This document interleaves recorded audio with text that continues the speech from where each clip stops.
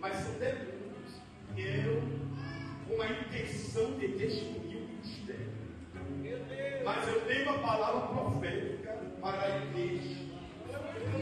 E essa palavra profética, pastor Lopes, não é minha, é dele. Eu vou pegar emprestada a palavra que é dele, que ele já liberou há mais de 2000 anos atrás.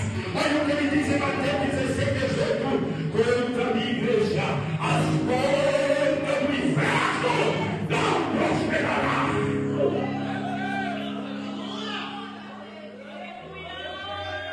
Mas valeu que Isaías disse 54, 17: toda ferramenta preparada para mim não prosperará.